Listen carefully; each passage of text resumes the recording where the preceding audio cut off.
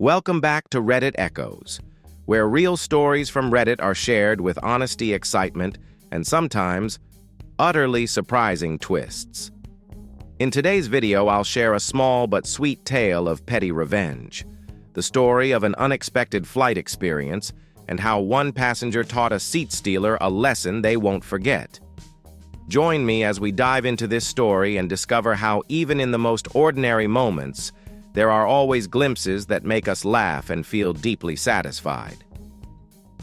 Story 1. How I got sweet revenge on those annoying scam calls. It all started about a year ago when my phone wouldn't stop ringing almost all day long. These weren't calls from friends or important messages, but a flood of scam calls so relentless that I just couldn't take it anymore. Every day I received at least 10 to 15 calls, mostly spoofed from different states, all with the same robotic script and voice. They were automated messages that always went like this. "Hello, this is Jennifer from the credit verification team regarding your loan." Whenever my phone rang during an important meeting or while I was hanging out with friends, these calls jolted me, making me want to immediately turn off my phone. I started deleting voicemail messages 3 times a week because just hearing that robotic voice a few times made me furious. I tried everything, blocking numbers, changing my number, even reporting to the carrier, but nothing worked. The calls just kept coming. One day I read a Reddit post about someone who fought back by calling these scammers back, making their lives miserable until they gave up. I thought, why not? I've got nothing to lose. Let's try it. So I planned my revenge. I called back each number, always muting my microphone so they couldn't hear me. And after 5-10 seconds, I'd hang up. I kept doing this for almost 35 minutes, making a total of 266 calls, rotating among more than 20 scam operators with all kinds of accents from Indian to Australian to northeastern US, with countless fake company names and mixed-up scripts. The funniest part was when they started reading their script but got confused, mixing up company names or greeting me with the wrong name. One time, they even called me Mr. OP, as if they knew I was the one calling them back. After about 150 calls, I began to notice results. A few calls were hung up immediately upon hearing the ring. Then, on call number 260, I got a deep, calm voice like a mafia boss who said, "Sir, you should stop these calls right now. Don't you have anything better to do?" I loved it, sweet revenge mixed with unexpected humor. That feeling of beating those annoying scammers was more satisfying than many bigger achievements. After that call, the scam calls stopped completely. My life was peaceful again without daily interruptions. What I learned is that sometimes the best way to regain control is to fight back smartly. I just wanted to share this story so anyone bothered by scam calls might try this method. Who knows? It might help you get back at those scammers and reclaim your peace of mind. Story 2. The battle for seats at the aquarium show. It all started on a weekend when I decided to take my whole family to watch the fish feeding show at a famous aquarium.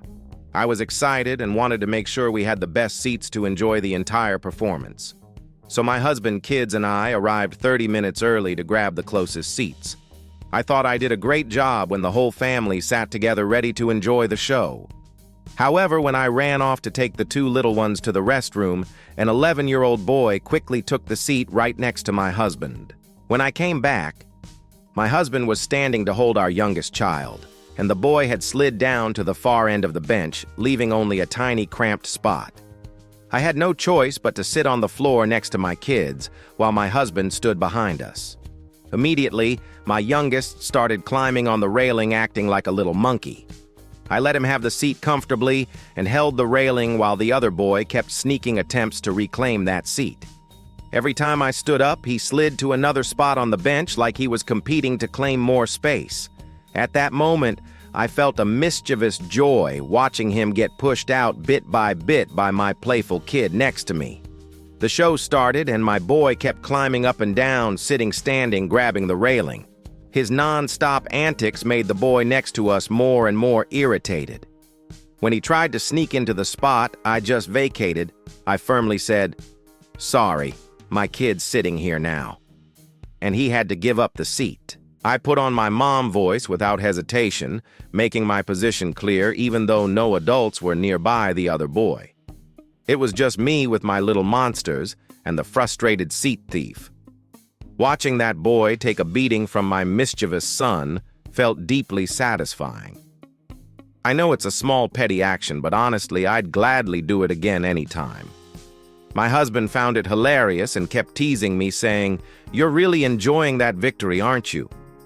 I smiled and nodded. It was a small experience, a story about the battle in public places where sometimes you have to speak up and protect your space, especially when your little family needs care and protection. I think moments like these help us feel alive in life, showing that no one has the right to disturb or invade your space, especially when you're surrounded by the people you love. Story 3. Standing up to a racist neighbor. I moved into a new house a few years ago, and fortunately most of the neighbors have been friendly and welcoming. Each house has a spacious yard, a 3-car garage, and plenty of parking space, so parking was never an issue. However, since moving in, I've had to deal with a neighbor at the end of the block who holds some pretty old-fashioned and frankly racist views. On moving day, his wife came to introduce herself, but instead of a warm greeting, she warned me that the Asian couple living across the street weren't taking proper care of their yard. I shrugged it off, thinking everyone has their own opinions, and it's best not to interfere with other people's business. But a few months later, her husband, Mr. Kermigan, seemingly drunk, decided to loudly express his racist views right at the property line. He shouted, "You and your black wife should go back to California." I couldn't stand that attitude, so I fired back with some harsh words and even gave him a big middle finger. My wife immediately explained that she was born right here in the city and had nothing to do with California, but the neighbor neither apologized nor showed any shame. He just held onto his arrogant stance. He's extremely proud of his garden and yard, seemingly the only reason he ever leaves his couch. Whenever I pulled dandelions from my yard, I'd blow the seeds toward his place as a kind of payback. Over 3 years, nearly half of his yard has been overtaken by dandelions. I've heard dandelions are edible, and some people even grow them intentionally, along with clover, both fast-growing plants that can quickly cover a lawn. I've also heard advice to plant kudzu, the fastest-growing plant in the world, which you can actually watch grow. If I planted kudzu in his yard, he might not have any space left to brag about. I don't know how it will end, but this is definitely a big move to counteract his racist attitude and arrogance. I just want to say to everyone, sometimes simple acts of revenge like using nature can really make someone pause. And above all, no one has the right to treat you unfairly or discriminate against you, no matter where you are or what the situation is. Story 4. Meeting the weird mailman and a sweet revenge. I live in a small neighborhood where everything was mostly peaceful until a new mailman named Dave showed up. Sounds ordinary, right? But Dave turned out to be someone no one could forget, and definitely not for pleasant reasons. Right from the start, Dave was extremely rude and disrespectful. He not only trampled the flowers in my yard, but also acted very impolitely towards everyone around. But the special part, Dave had this disgusting habit of peeing in a bottle. And if he was in a bad mood, he would throw that bottle of urine straight into someone's garden. I witnessed several times when he threw the urine bottle into neighbors' yards. When anyone told him to throw it in the trash, he just ignored them, or worse, threw the bottle right at their face. What's more, Dave is the son of Bob, the head of the local post office. And Bob seems to take the attitude of kids will be kids defending his son no matter what, despite Dave's terrible behavior. I don't know if you can imagine this, but Dave is over 30 years old and still acts like a brat, and Bob apparently doesn't want to hear any complaints about his son. The highlight of Dave's story happened on a hot summer day. The neighborhood kids were playing with water guns, and one boy named Orrin was really good at it. At that moment, Dave was up to his usual mischief with the kids, and then there was a horrifying scream echoing through the neighborhood. It turned out Orrin played a perfect revenge game on Dave. The kid took Dave's urine bottle, poured it into a water gun, and sprayed Dave directly with it. The awful smell spread instantly, making Dave completely miserable. Everyone in the neighborhood burst out laughing, seeing Dave drenched in a mix of urine and Red Bull that the kid had mixed up. One neighbor even lent Dave a hose to shower, but Dave ran to another neighbor's house to avoid the embarrassment. Afterward, Bob and his friend Steve, the local cop, strolled around to see what had happened, but of course they were clueless.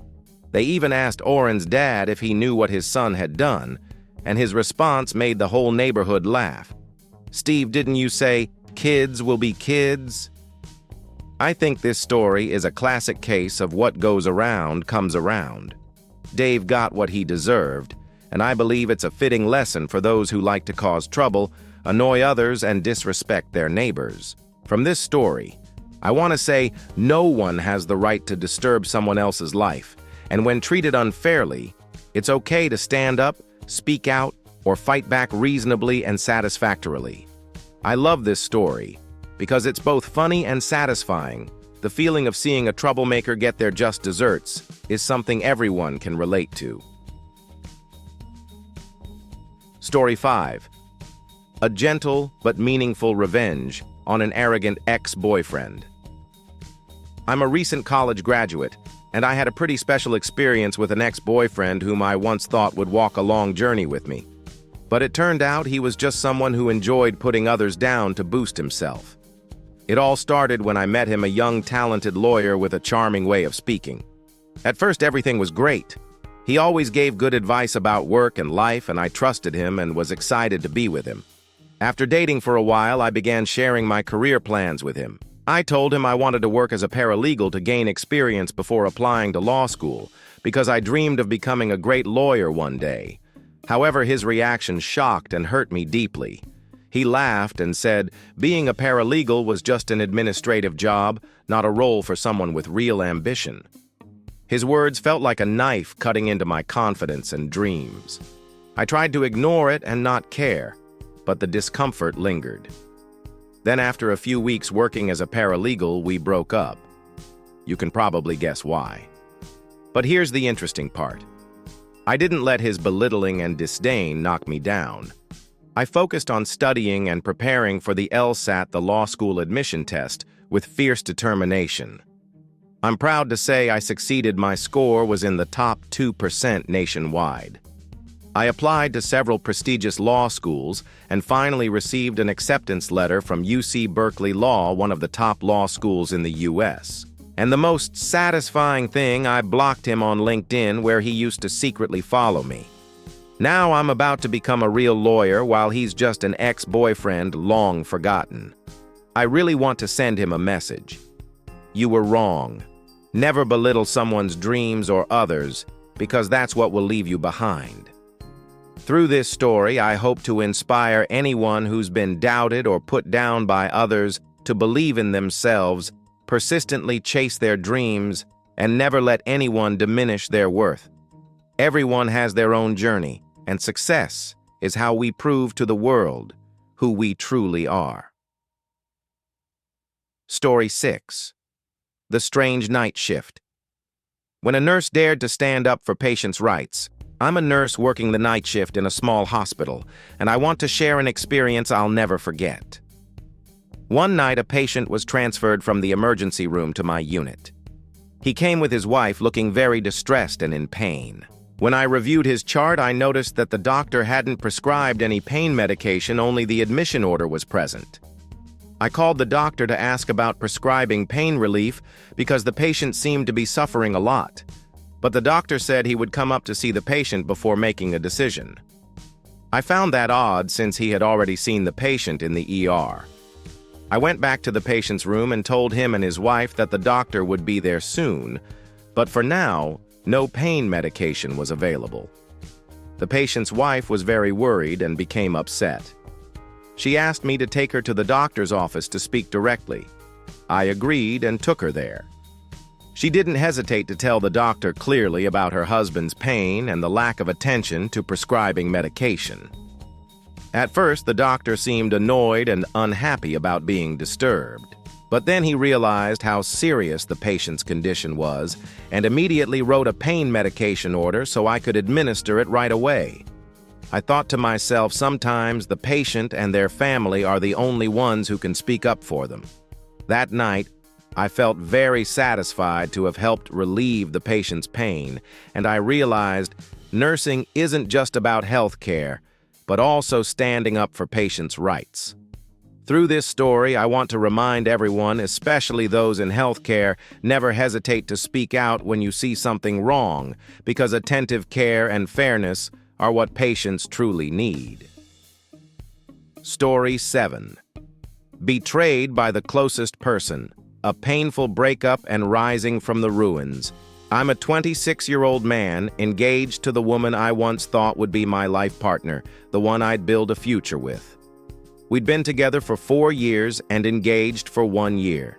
Everything was fine until we moved to a new city for an amazing job opportunity she received. At first, I was unhappy about leaving my job and family behind, but I tried to adapt for her sake. However, over time, I grew uneasy, as she often mentioned a new male colleague at work, a man I really disliked. He was arrogant, always showing off how talented and attractive he was. I felt uncomfortable seeing how he interacted with her, sometimes overly close, sometimes making me angry. We argued a lot about it, but she always said I was being paranoid. Then, one late Tuesday night, she came home very late, sat down, and told me straight that she didn't want to continue anymore. She said she felt a special connection with that colleague, something she never felt with me. That felt like a stab straight into my heart. She, the one I used to hold under the stars, the one I thought was my safest harbor, said those words. I couldn't sleep all night, lying on the sofa with pain flooding my chest. I stayed awake till 3 a.m. and then fell asleep till morning. Then Valentine's Day came and she invited that colleague to our home, demanding a private space for their dates. Meanwhile, I was nearly broke, no money for a hotel because of moving, wedding costs, rent. Everything piling on me. We had fierce arguments. I told her she knew I had nowhere to go, but she coldly said that was none of her business, and she no longer wanted to deal with my problems. She even let that colleague's roommate come over to our apartment to hang out, the very place we planned to live together. I didn't know what to do. It felt like the whole world was turning its back on me. After that, I stood my ground, telling her I wouldn't leave even if she tried to kick me out. But inside, I was terrified. Terrified of seeing the woman I love spending time with another man right before my eyes in our own home. Many people on Reddit encouraged me to hold firm. I tried once more to win her back by gifting her the necklace that a family member of hers had given her, a cherished keepsake. But when I tried to give her that gift on Valentine's Day, she showed up with that colleague. They treated me like a loser, and that colleague was arrogantly rude, making me feel more deeply insulted than ever. I wandered the streets till 4 a.m. Then, exhausted, slept right in the hallway of my own home, a night when I felt like a forsaken dog. But life goes on. I gradually recovered, returned to my old job in my hometown, and found someone new to share life with. I'm still learning to accept loneliness, but I know it was the best thing I ever did. She eventually married that colleague. I heard through her sister that her family wasn't happy with him either. I bear no hatred anymore. I just hope everything passes, and I can live well and truly happy. Thank you all for reading my story. The support from the Reddit community gave me the strength to stand up after this shock. Story 8. The seat-stealing kid at the aquarium show, when mom turns into a boss. I clearly remember that day when I took my whole family to watch the feeding show at a famous aquarium. It was me, my husband, our 2 older kids, and my youngest, who was about 1.5 years old. We arrived 30 minutes early to grab the best seats. My husband and the kids were seated comfortably, but I had to rush to take the 2 older kids to the restroom. When I came back, I couldn't understand how an 11-year-old kid managed to park himself right next to my husband. My husband stood up to take our youngest from me, and the kid slid down the bench, leaving only a narrow spot for me to sit. I didn't want to make a fuss, so I sat on the floor beside the bench. but the kid kept stealing the spot every time I stood up, sliding around as if competing to claim the best seat. Eventually, I switched into Tiger Mom mode. When my kid climbed and held onto the railing, the other kid clearly got annoyed. I found it quite satisfying since at least no one else was bothered except him. When my kid briefly left the seat, the other kid tried sliding into that spot again, and I didn't hesitate to say, "Sorry, this spot belongs to my kid." He had no choice but to move. The second time he tried, I firmly said, "You already pushed us aside once. This seat is taken." No adults came over to remind that kid, so I had to handle the seat thief alone alongside my little monsters. Despite that, I didn't feel tired. I felt victorious, like a small win for this single mom. The show started and my kid kept climbing, jumping, and moving around, which only made the other kid more irritated. I thought to myself, go ahead, play all you want. Only my kid gets to be free here. Looking back, I realize these are moments when a mom must stand up to protect her child in such situations. No need to be overly aggressive, just be firm and protective enough. If I ever face a similar situation again, I'll definitely act the same way without hesitation. Sometimes a bit of mom power makes life a lot more interesting. Story 9. The strange encounter on the flight, a sweet revenge. I remember that flight clearly. It was from Athens to London. I was exhausted and the flight was almost fully booked. I had booked a window seat hoping to lean against the plane wall and catch some sleep. However, when I arrived at my seat, I found a guy sitting there. He was wearing big headphones, facing away, showing no sign that he heard me calling. I gently tapped his shoulder to remind him, but he just ignored me. His eyes open, but no reaction. I thought for a while, not wanting to make a scene or disturb others, so I reluctantly moved to the middle seat. But inside, I felt very upset. A little later, the friend of the guy sitting in the aisle seat on the same row came over. She wanted to sit next to her chubby friend sitting in the row behind and asked if I could swap seats. I said, "No problem, go ahead." Actually, the chubby friend was quite large, almost twice my size. But I didn't mind. I saw this as a sweet opportunity for a little revenge. When I stood up to switch seats, the guy in my original seat turned back, looking angry as if to say, "Don't go," but I calmly ignored him and walked away. Throughout the flight, I tried to sleep but kept sneaking glances at how cramped the guy was squeezed next to the plane wall, looking very uncomfortable. I smiled to myself, thinking maybe now he'd learn to appreciate his own seat next time and wouldn't dare take someone else's. After the flight, I felt pretty good. Sometimes in life, these little petty acts of revenge give us a sweet satisfaction. I don't regret what I did. Who doesn't love a little small victory? But of course, I won't be doing this often, only when necessary. Thank you all for watching today's story. If you've ever experienced similar situations or have your own interesting revenge tales to share, don't hesitate to leave a comment below. Remember to like, share, and subscribe to Reddit Echoes so you won't miss out on more captivating, thrilling, and emotional real-life stories. See you in the next videos.